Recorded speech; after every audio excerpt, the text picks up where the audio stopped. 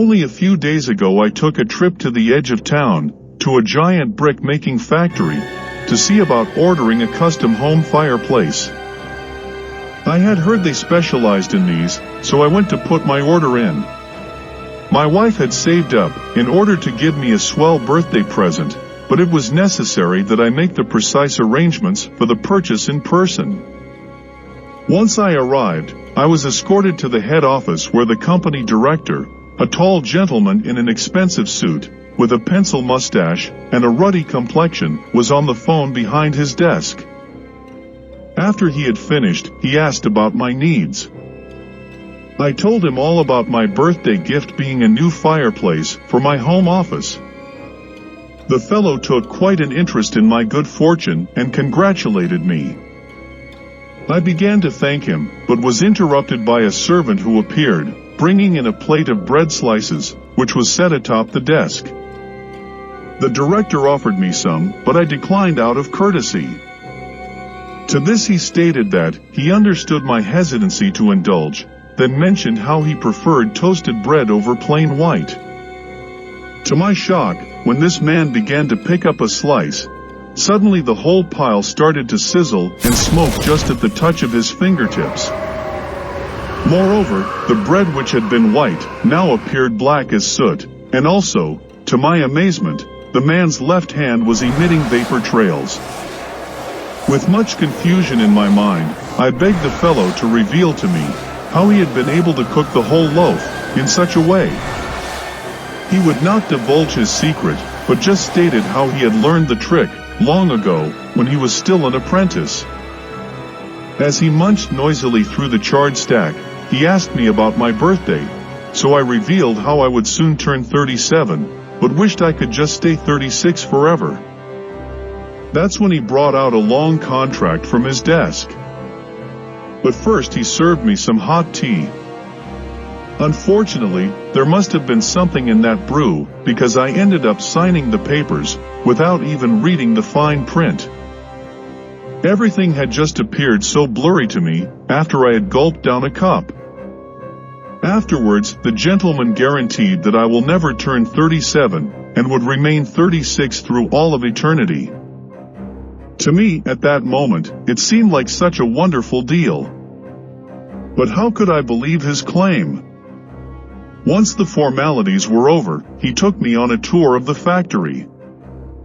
There was this long hall of brick kilns on both sides, with so many faceless workers feeding the fires, with huge hunks of what appeared to be tallow, which I found a bit odd. When I told him that it was hotter than hell in there, he responded by stating that this was just not true. I guess I took him at his word. After all, it was clear to me that he must be an expert at fire making. Anyways, a few days later, early in the morning, my new brick fireplace was delivered by truck, and my spouse celebrated by presenting me with a full breakfast in front of a roaring fire she had started. After I reached for a slice of toast, the bread instantly turned black the moment I touched it. I was at a loss at how to explain to my wife how I was able to do this. Apparently, my fire-making skills had been much improved since I signed that contract. I had no idea that this ability would be part of the bargain.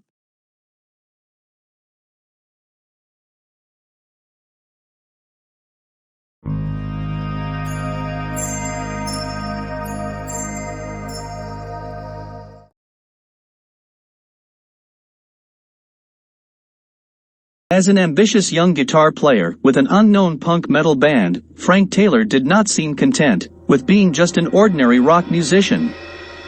He wanted to be on top, with all the fame and fortune that he believed someone of his merit absolutely deserved. He felt that if he could not attain this goal early in his career, then life had no meaning for him. Frank would just not settle for being a second-rate performer. Never mind that he had some musical abilities, he wanted it all, or nothing. If he couldn't have the millions of dollars, the expensive mansion, and the parade of gorgeous girls, then why continue? He convinced himself that either he become a global superstar within 1 year, or he would give up entirely and commit suicide.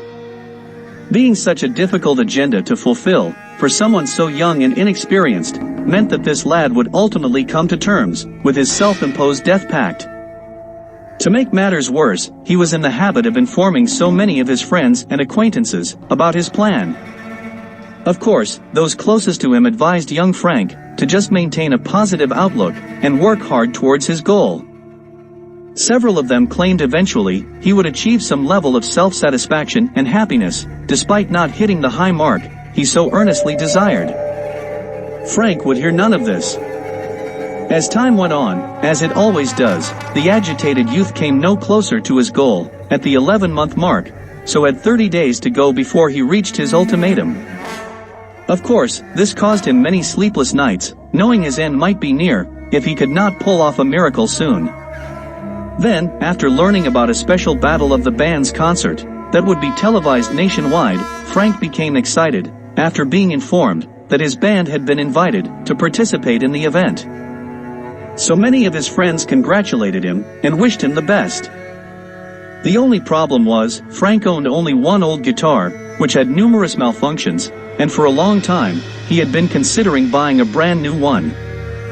So the day came, with borrowed money in hand, he went straight to his favorite music shop, and began trying out several new guitars. While testing out the different models on the showroom floor, one of the store clerks came over to assist Frank in his selection. The employee was new to the outlet, and greeted the young musician. Out of curiosity, Frank asked him how long he had been working there. The assistant replied that he had been hired only 2 days prior. Once Frank began to explain about his vow to take his own life, unless he succeeded as a rock star, the gentleman took great interest in the impatient band member and his dilemma.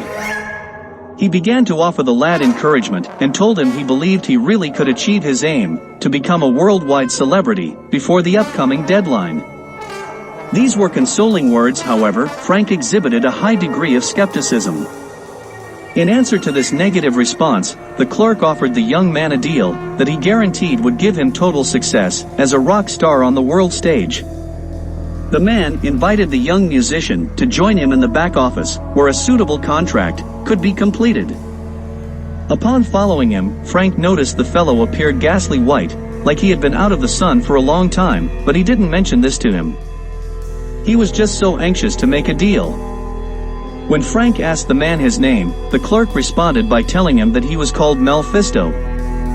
After producing a contract, in just 5 minutes, Mr. Fisto stated that the aspiring artist would have 5 years to experience ultimate fame and wealth, then on the final day, he would be exported to his place in the afterlife. Frank did not hesitate to sign the document, and left with a big smile on his face, hoping this was not just a prank. As it turned out, Frank and his band rose to fame in less than a month, as the shop assistant had promised him. When an offer to go on a world tour had been pitched by music industry executives, the members of the band did not hesitate to follow through. They were signed to lucrative recording contracts and offered promotional arrangements that netted each of them millions of dollars. Frank purchased his first multi-million-dollar mansion within less than 6 months, after making the arrangement with Mr. Fisto. The following month, he bought his first luxury car. 2 months later, he acquired a brand new yacht, which he paid for with cash. As far as female company, there were many fine-looking young women chasing him around the planet. Yes, he lived a life of wonder, yet, despite his good fortune, many unforeseen conflicts began to arise. First, it started with the jealousy by his bandmates when they found out their girlfriends began to secretly sleep with Frank. In the end, the young guitar player had them all fired, then formed a new band. To his surprise, the girls he was involved with had constant feuds with each other. In 2 cases, 2 of the jealous women murdered their rivals. Then, becoming even more sinister, Frank turned into a vicious blackmailer when married women with rich husbands fell in love with him. The famous star had become incredibly greedy and was never satisfied with the wealth he had. He always wanted more. Eventually, the 5-year span for the contract he had made with Mr. Fisto was soon coming to an end. Frank had conveniently forgotten this solemn promise. He believed it was he, not Mr. Fisto, who was responsible for his rise to stardom. Then one day, a letter arrived at Frank's residence, and the butler delivered it to him at breakfast. As the star sat at the table with his 5 local girlfriends, he quickly opened the envelope, not knowing from whom it had been sent. When he read the text, he learned that Mr. Fisto was reminding him about the contract he had signed 5 years previous, and wanted him to meet him at his office, back at the music shop. Frank just ignored the demand, and quietly tossed the letter into the fireplace. Later that evening, he noticed the correspondence had not been burned, so he tried flushing it down the toilet. It wouldn't go down, but since Frank was so drunk, he didn't notice, and went to bed with a girl on each arm. Around 11 a.m. the next morning, a captivating young woman pulled up in a flashy expensive sports car to Frank's residence, and informed the butler that she had arrived to escort the master of the house to a beachfront condo that Frank was interested in purchasing. She claimed the owner had recently died, and the property had been put up for auction, and would go for a very low bid. Frank believed the proposition and drove away with the hottie. While on the road, the young beauty had been able to hypnotize the star, and she drove straight to the music shop, where Mel Fisto was waiting. The woman brought Frank to the back office, and then left the two alone. Frank was still in a daze, and allowed himself to be led to a narrow corridor, through a hidden door, into a very dark cave. Mr. Fisto lit a small candle that he had placed into a candle holder, and told Frank to sit down. Fisto snapped his fingers to bring the famous musician out of the hypnotic trance. When Frank realized what had happened, he tried to find an escape route, but became aware that he and his host were firmly locked into the cavern. Fisto explained to him very carefully that when the light of the candle finally went out, then at that exact same moment, Frank's earthly life would also be extinguished. Once this occurred, Frank's soul would be instantly transported to the dark netherworld, where the boss of Mr. Fisto ruled a gruesome empire. At this point, Frank knew he had little time left, so he begged and pleaded for Fisto to just place another lighted candle into the holder, to allow him to live a little while longer. Fisto grinned at this suggestion, and reminded the young man that the contract had to be followed, to every detail. A moment later, as the two sat in silence, the flames suddenly sputtered out.